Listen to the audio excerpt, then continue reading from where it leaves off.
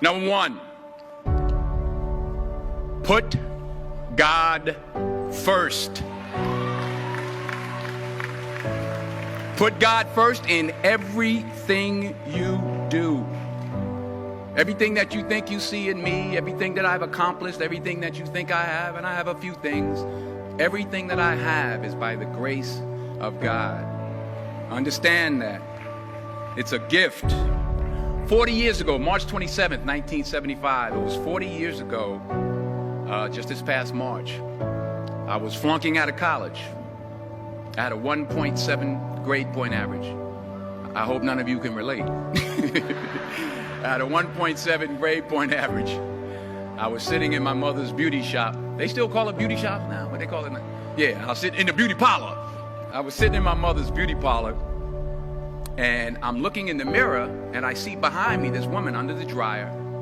And every time she looked up, every time I looked up, she was looking at me, just looking me in the eye. And I didn't know who she was, and I said, she said, somebody give me a pen, give me a pencil, I have a prophecy. March 27, 1975, she said, boy, you are going to travel the world and speak to millions of people. Now, mind you, I was flunked out of college. I'm thinking about joining the army. I didn't know what I was going to do, and she's telling me I'm going to travel the world and speak to millions of people. Well, I have traveled the world, and I have spoke to millions of people. But that's not the most important thing, the success that I had. The most important thing is that what she taught me and what she told me that day has stayed with me since. I've been protected. I've been directed. I've been corrected. I've kept God in my life, and it's kept me humble. I didn't always stick with him, but he always stuck with me. So stick with him in everything you do. If you think you want to do what you think I've done, then do what I've done and stick with God. Number two, fail big. That's right. Fail big.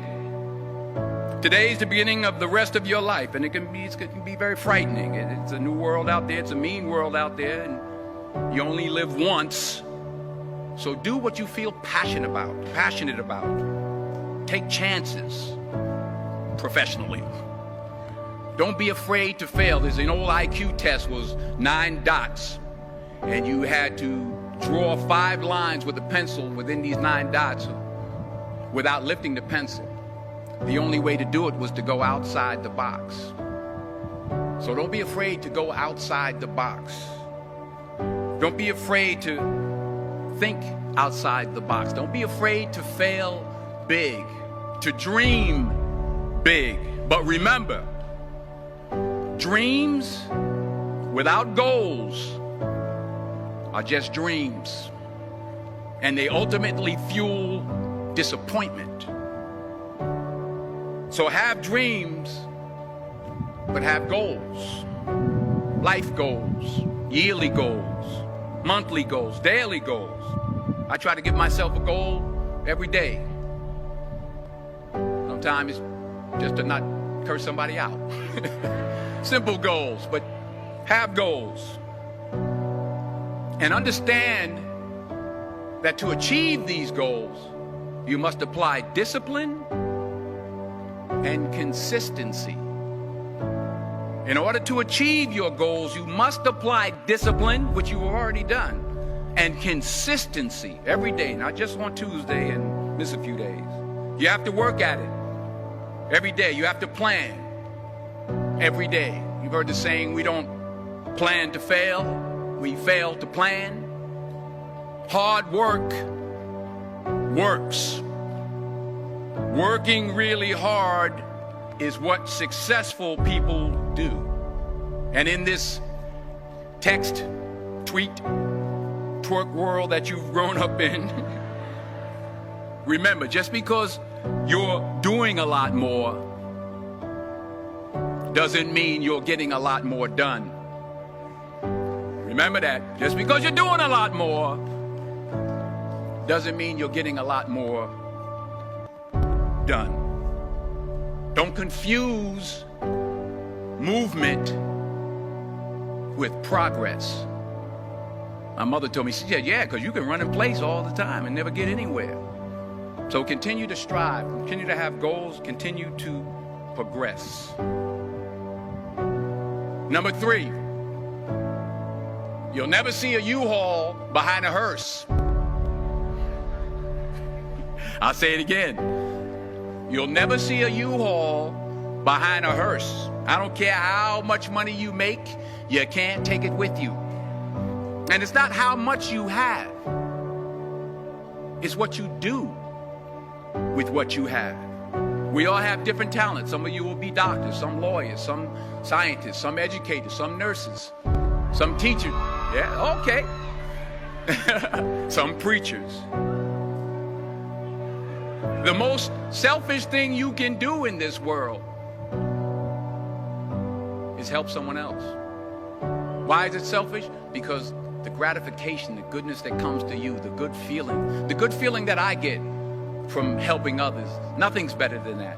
Not jewelry, not big house I have, not the cars, but it's the joy. That's where the joy is, in helping others. That's where the success is. Finally, I pray that you put your slippers way under the bed tonight, so that when you wake up in the morning, you have to get on your knees to reach them. And while you're down there, say thank you for grace. Thank you for mercy. Thank you for understanding. Thank you for wisdom. Thank you for parents. Thank you for love. Thank you for kindness. Thank you for humility. Thank you for peace. Thank you for prosperity. Say thank you in advance for what's already yours. That's how I live my life. That's why I am. One of the reasons why I am today. Say thank you in advance for what is already yours. True desire in the heart for anything good is God's proof to you, sent beforehand to indicate that it's yours already. I'll say it again. True desire in the heart, that itch that you have, whatever it is you want to do, that thing that you want to do to help others and to grow and to make money, that desire, that itch, that's God's proof to you, sent beforehand already to indicate that it's yours. And anything you want good, you can have. So claim it. Work hard to get it. When you get it, reach back. Pull someone else up. Each one, teach one. Don't just aspire to make a living. Aspire to make a difference.